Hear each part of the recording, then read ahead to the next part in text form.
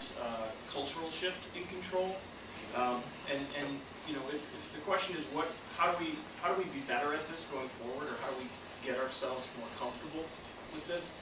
It's pick someone who is comfortable with it, hold them up as an example, and reinforce that. Reinforce the person making the proactive and the forward-thinking decisions. Don't hold up the person who's sort of living on Tuesday as the go-to, as the opinion leader. We have, when I was with the Urban League, we started meeting with CEOs. Mike is one of those CEOs. There are several, probably 18 to 20 at any one time. No, I don't even have that time.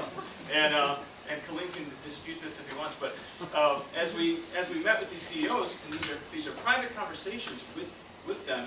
There's no microphone, there's no camera. No offense to the camera guy, because these discussions can be delicate, right? And you're sitting there, and you've got somebody who's running a major healthcare organization, and you've got somebody else who's running a major construction firm, and they're both talking about the same thing, and one of them is in one space and place in their head, and the other one's in another place, and the question gets asked, we I keep getting the same candidate, what do you do? The construction CEO asked the healthcare CEO, what do you do when you get the same candidate slate that you always get? And the healthcare CEO says, I stopped the search. I shut down the search.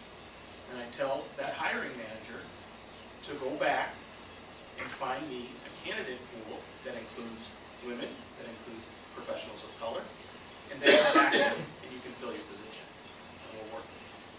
So I mean, that's one CEO saying to another CEO, the buck stops with you. So if you're getting the same candidate pool, do something about it. Mark, I can reassure you, Story. there were probably just as many CEOs that reflected on the drive home. Absolutely. The key being that if you're frustrated by current conditions, don't think you're not making an impact. You may be setting the seed that eventually becomes that oak we live under in the year 20, whatever, 50. The air left the room. Yeah. It's like, Gotta look okay, in the mirror. so it's like that. Yeah, it's like that. Going forward, it has to be. But your last question about what does this place look like in 5 years? Yeah. And actually, this is a great time for Colleen to join You us. want to tag in? He's You want to great tag in? at, I'll say and something Mike, from the you too. audience.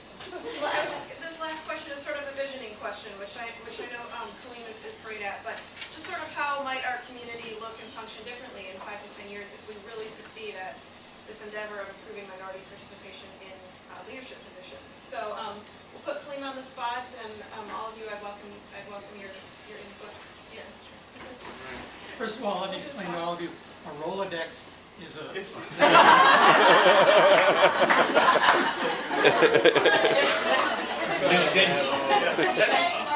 see that in front of you?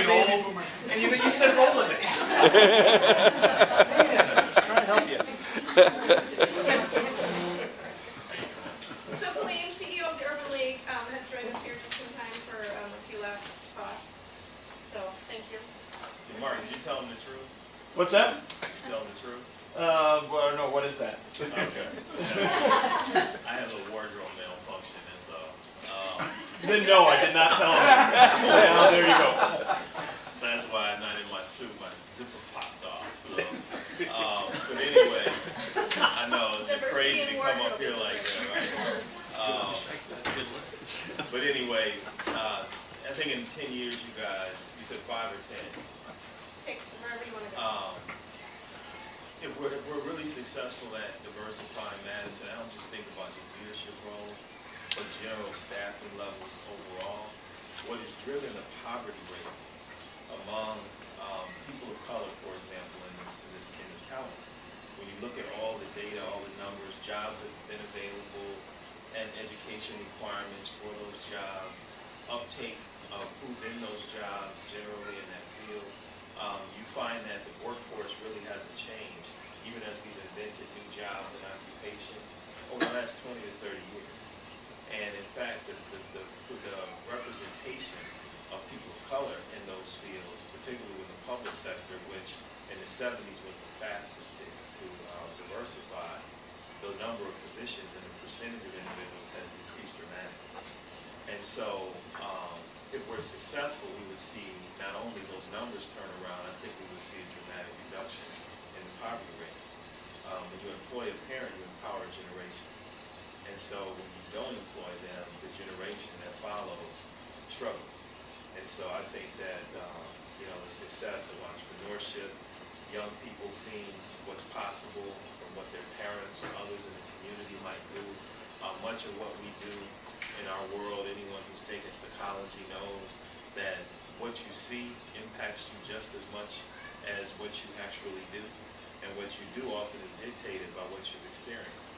And so most of us get a 13-year liberal arts education, but we go into law, we go into medicine, we go into teaching, we do all these different occupations. And a lot of times it's your exposure to those occupations that has driven your interest. So seeing is believing, you'll be what you see. If you have kids who don't see people in positions of authority, they don't necessarily think about that as an option for themselves. If they don't see themselves as a mayor or leader of an economic development in this entity or, social justice, community development entity, then they won't see that for themselves as an occupation. So I think we not only would see reduction in poverty, I think we would see a greater interest among young people in pursuing avenues that they might have otherwise felt were either closed or not even able to. And then lastly, I think that our organizations would be better off. I have to say, I know Mark said this, but our organization is certainly better off for being as diverse as we are now. There's not one urban league in the country that has the level of diversity that we have in our organization, and I would argue probably not any other organization in this community. We have everyone represented on our staff. We don't yet have every group represented on our board. We're very close. We take pride in being a historically African-American organization that we believe, look, if we can achieve it, so can you. But we reach a far broader audience. I have 5 Asian staff members, and Ping Herb was on my staff, told me, I said, Ping, this was 2.5 years ago. How do I get more members of the Hmong community involved in our organization and our agenda? Because we're right in South Madison, 30% of the population is Hmong. And he said, you gotta hire one of those, you gotta employ people, you gotta reach out, you gotta go to them 5 or 6 times. We ended up hiring Ping. We then started hiring people just as we changed our hiring process, and they use our facility all the time now. Our place is their place where they come and convene. The Hmong Education Association meets there, the Hmong Business Association meets there, and what we're able to do and who we're able to reach and engage is phenomenal, and it's only getting better. So I think, there are a lot of upsides to it. Others? I would submit that there's no such thing as status quo. In other words, if we do nothing, it doesn't stay the same, it gets worse. And that means we will be perceived as an unwelcoming community, and we will therefore lose these top 10% and more. Whereas if we do intervene and start changing the culture a little bit, I do believe in 5 years we can be viewed as that community that other people's 10% want to get to.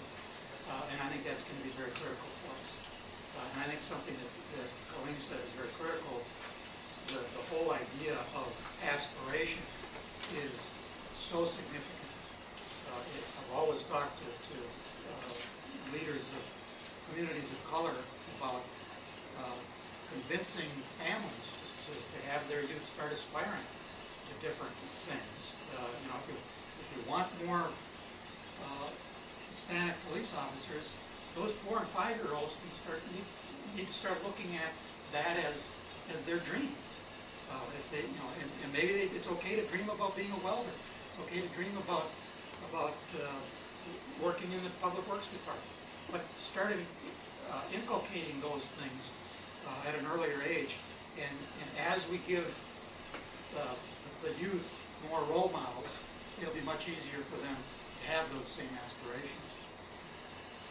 I think that I'll end where I started. I think that Fitchburg is a true microcosm of where Dane County is going. I think we're living it now. it's a place that's halfway between downtown, where people, younger people want to recreate, enjoy life, have a few libations and live.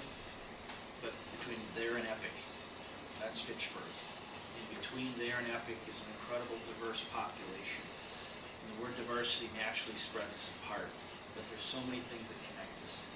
People, everybody wants a good job. They want a safe home. They want family life. They want to enjoy life. And then let's be honest, in this Madison market, the next 5 years, we're still probably going to be dominated at the 50,000 foot level, the front page, top photo state journal, how we react to Scott Walker's policies. I'm not saying that to be political, but we know where we've been the last 2 years. But even all that going on, that means that a lot of people that are currently driving the conversation in this town aren't going to go away because they are upset about what's happened. But there is a second conversation that's going on in this community on page 2. It's how we invest, how we work together, and we have to figure out how we reform our public schools, how we work to make sure police departments work together, but how we tap into this incredible entrepreneurial spirit that's here.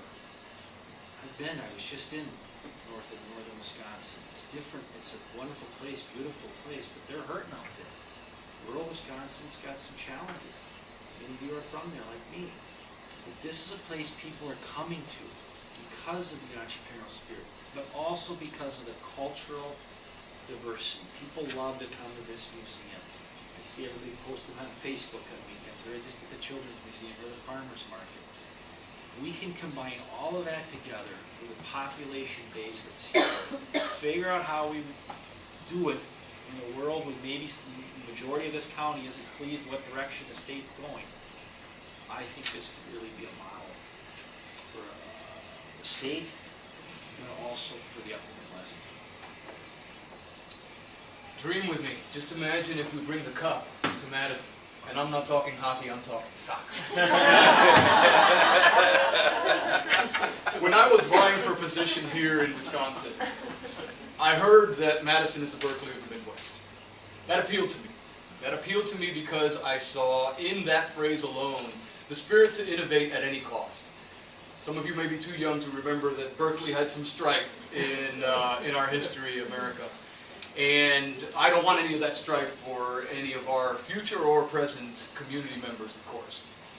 With that in mind, though, what are the things we can put in place right now that create avenues for innovation that are beyond the typical dialogue that's happening today?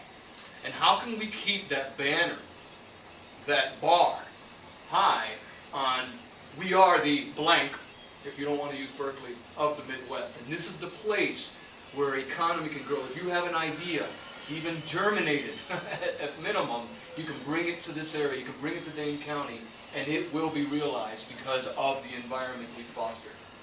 It begins with youth. And there's a lot of youth in this room.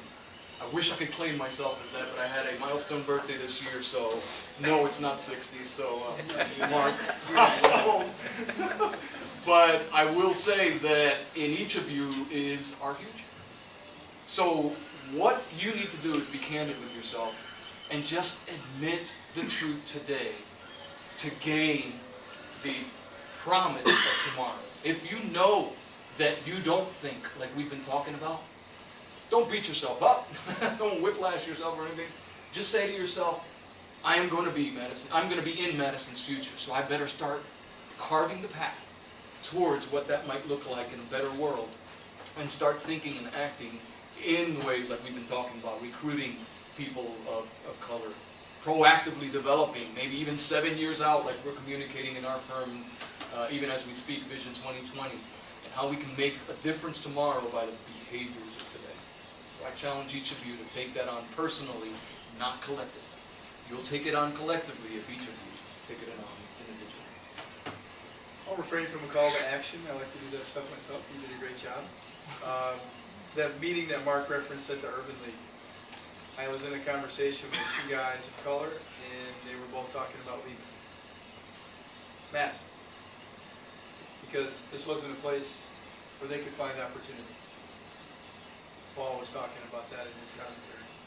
5 years from now, if we do a really good job at this, whether it's 5, 7, 10 years from now, not only will that conversation not be happening, people will be moving here.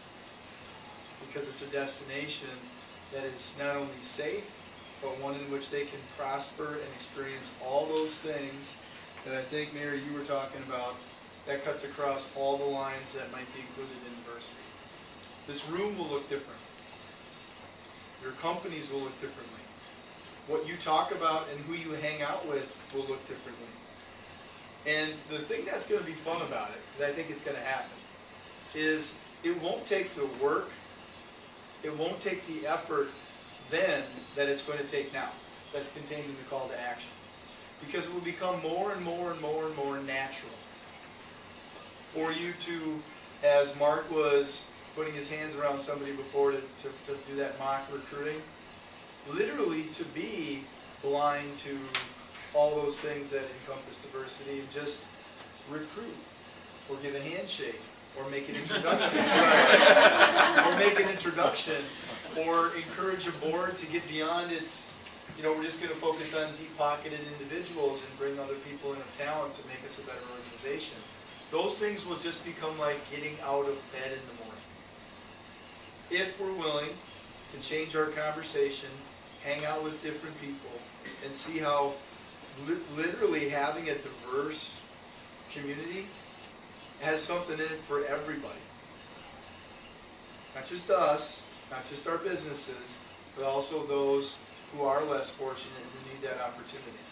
Because when everybody wins, it's great. It really is. It's the best of the best of the best.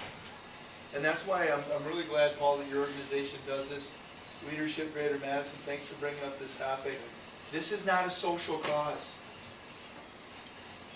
It's a societal imperative. So it's not like we're going to raise money for this, or we're going to help this out, or put this. No.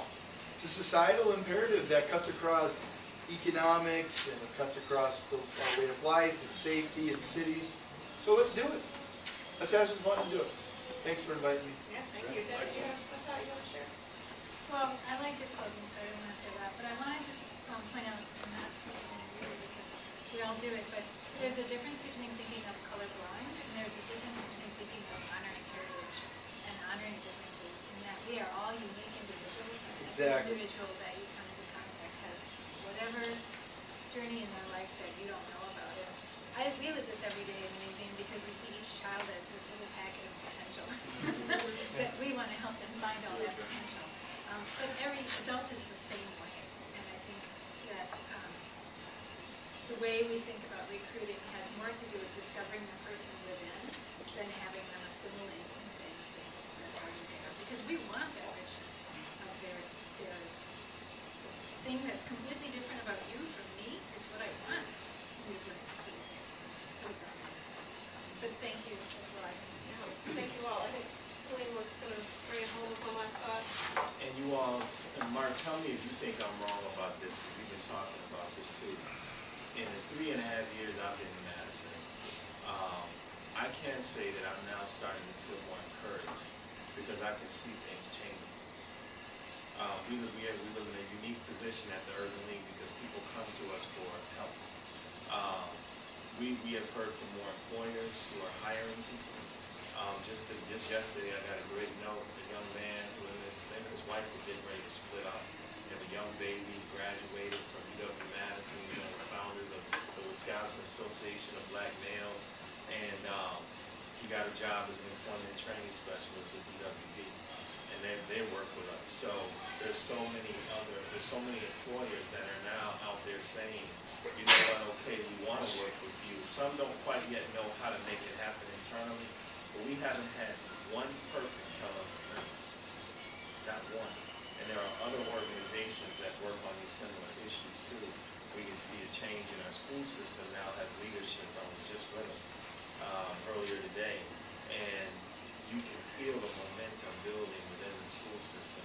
You can feel it when you sit down with their principals in the schools.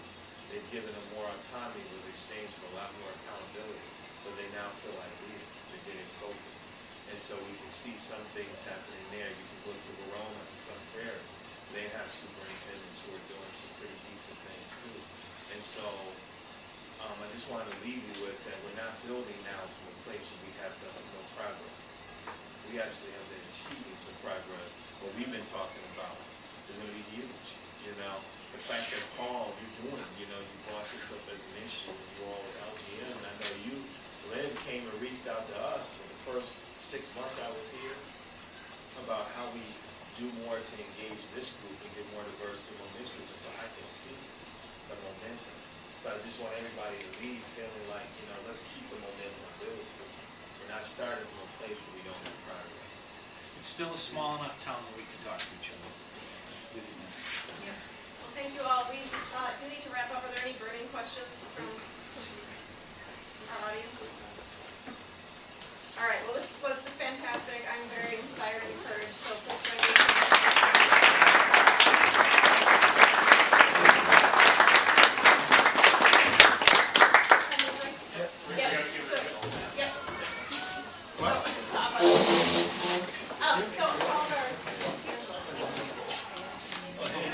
So 10